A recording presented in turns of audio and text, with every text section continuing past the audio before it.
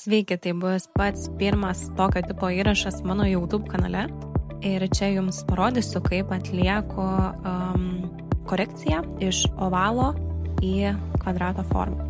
Tai pradžiai nusitrumpinu laisvą nago kraštą ir nusiimu dirbtinę medžiagą nuo nagų.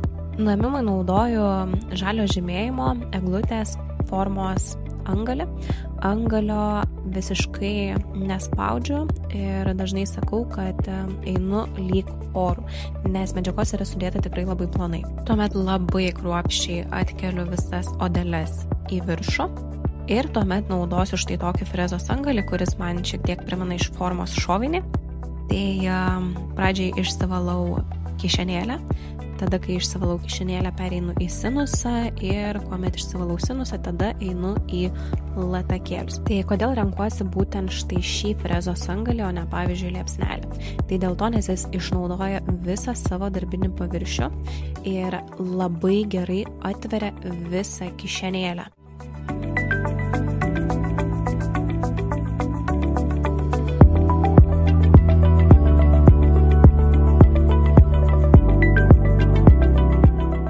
Tai štai kaip atrodo jau išvalyta kišenėlė su sinusais ir latakėliais ir visa atverta nago plokštelė. Tuomet naudoju štai tokį likvidą, tai yra 3-1 klinceris, dehidratorius ir teptukų valiklis. Jį piluosi ant celiuliozės lapelio ir taip pratrinu nago plokštelę, ją labai gerai dehidratuodama. Štai kaip nago plokštelė pabalo. Toliau naudoju padidintos adhezijos bazę Expert. Užsidedu ant kiekvieno nago po nedidelį lašelį bazės ir plokščiu teptuku ją taip pratrinu ir po to pertepu nago plokštelę. Tai neturi būti labai plonas įtrinimas bazės, jos šiek tiek vis tiek turi būti, bet neturi būti užkrauta taip kaip, pavyzdžiui, išlyginimui.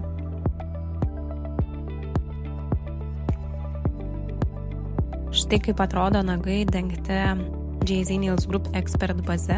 Toliau naudosiu JZ Nails Group Japanese Pink Polygelį.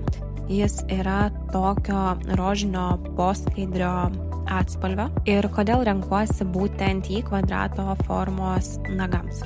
Tai dėl to, nes po polimerizacijos jisai yra tikrai itin kietas ir klientas kuo puikiausiai išnešioja man visus kvadrato formos kampus. Na, jisai nesuapvalėja. Tai yra tikrai labai kieta medžiaga ir jos nesirenku dėti lunulo zonoje, nes, yra tikimybė, kad dėl savo kietumo jisai ten gali atšokti. Medžiagas stengiuosi visada susidėti taip, kad man reikėtų kuo mažiau dildžiuoti. Štai koks yra medžiagos storis ir štai kaip atrodo visa architektūra iš šonų. Ir taip susidedu visus nagus.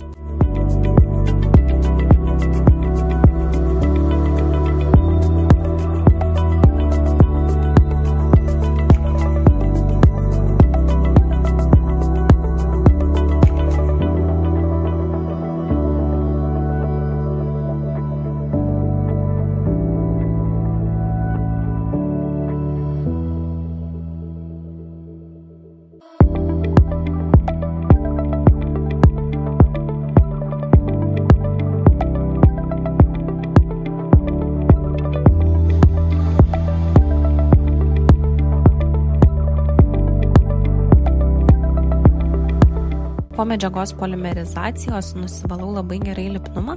Tai lipnumą visą laiką valau į apačią, o ne tiesiog trinu, nes nenoriu, kad dispersija patektų ant odos.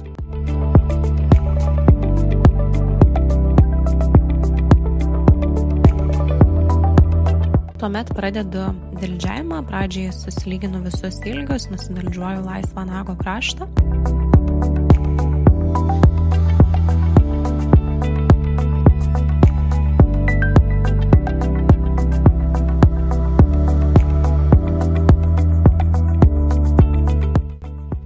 Ir tuomet dildžiuoju kvadrato formos rėmus. Tai nagai negali platėti ir taip pat pageidautina, kad jie labai stipriai ir nesiaurėtų. Žinoma, geriau, kad siaurėja, nei kad platėja.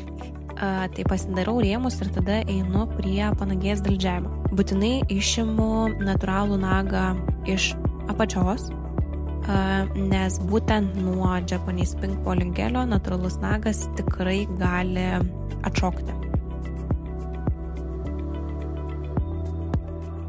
Na ir tuomet susidildžiuoju visą nago paviršių. Negali būti jokių duobių, kalnų kalnelių ir sujungiu dirbtinę medžiagą su natūraliu nagu, kad nebūtų visiškai jokio perėjimo.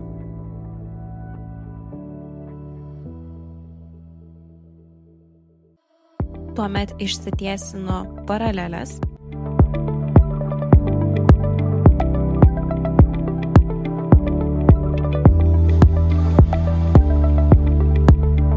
Ir su bafu švelniai pereinu per visą nago paviršių tam, kad susilyginti visą medžiagos porėtumą. Štai kaip atrodo jau išdildžiuoti nagai ir štai vaizdas iš šono.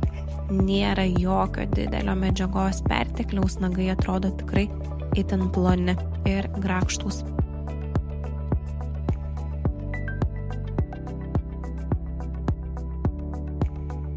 Tuomet odelėms naudoju bestsellerį JZ Nails Group keratolitika su šlapalu, užsilašinu lašą jo ir praskirstau į kišenėlę ir ant antnagio. Šiek tiek palaikau, nupurškiu vandeniu jį taip neutralizuodama, pasivalau kišenėlę, pasisausinu su servetėlė ir atlieku kirpimą. Kalbant apie patį keratolitiką, tai daugelis klausia, tai kiek laiko jį laikyti. Tai kuo daugiau keratozės, tuo ilgiau ir laikoma keratolitika.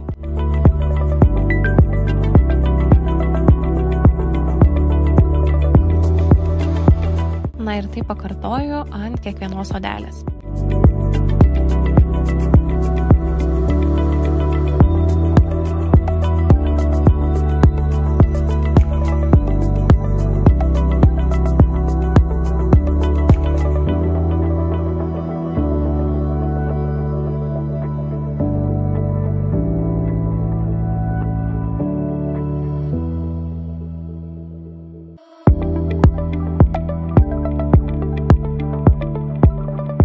Na štai ir rezultatas. O čia keli dar nekirpti. Kuomet viską nusikerpu, siunčiu klientą plautis rankų ir tada einu prie lakavimo. Užsidedu labai nedidelį kiekį lako ir pasidarau tokią labai ploną lako gruntuotę, prisilakuoju viską arti odelių.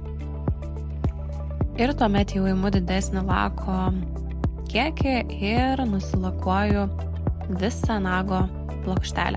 Šiaip JZ Nails Group geliniai lakai yra tikrai labai stipriai pigmentuoti, tai yra labai iš tiesų malonu su jais dirbti.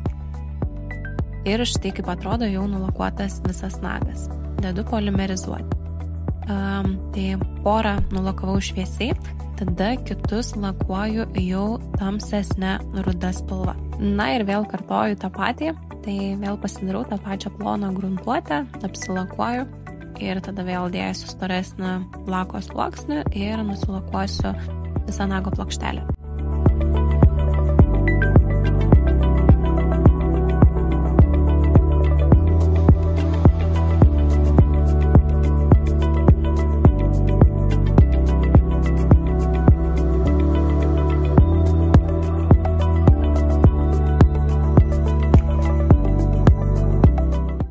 Na ir atliksim šiek tiek dizaino, tai dedu taškiuką ir pasidarau tokius vingius ir tuomet tai, kas gavosi, užtušuoju.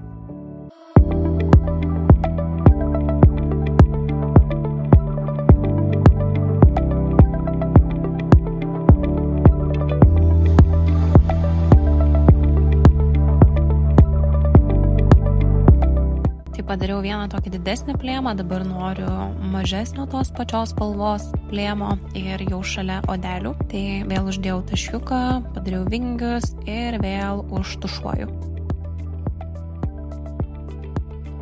Tuomet naudosiu juodą spalvą, uždedu 3 taškiukus ir padarau jau mažesnius plėmukus.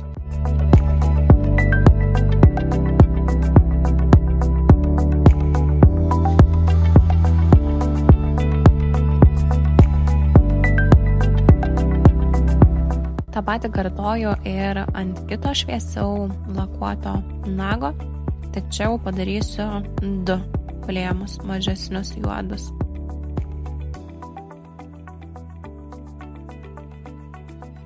Toliau naudosiu JC Nails Group matinį topą ir dengiu tuos nagus, kurie yra su dizainu. Tai šį matinį topą renkuosi todėl, nes jis yra labai gražiai, veliūriškai matinis ir tikrai labai gerai nešiojasi.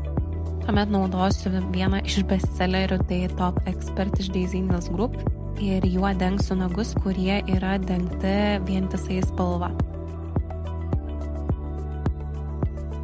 Na štai ir rezultatas, kaip atrodo nagai. Tai labai dailūs, grakštus, tokie lengvi. Štai kaip atrodo viskas iš šono, neprikrautas per didelis kiekis medžiagos. Tai atrodo nagai tikrai labai natūraliai.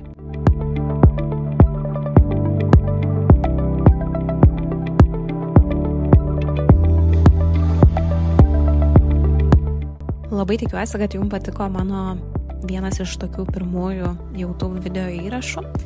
Tai nepamirškit pakomentuoti, paspausti patinka ir prenumeruoti.